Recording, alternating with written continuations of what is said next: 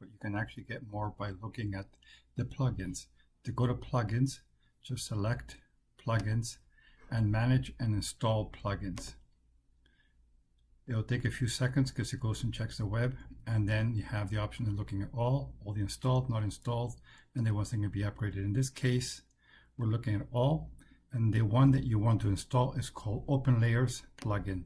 So you select that one, and then you press the install plugin, so that there's a button there that tells you to install the plugin.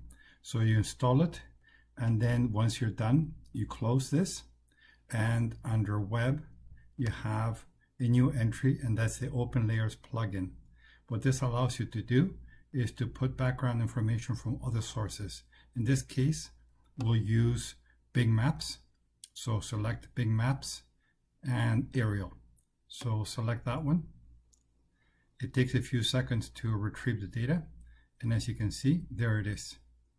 And you can then zoom in and see the whole thing in more detail, and just see that automatically the data that you have on top gets refreshed and put on top of the other. You notice that the neighborhoods has appeared. That's because it's gone to the bottom. I can move that back on top, but then it will cover up the image. So if I move it there, the image is now underneath.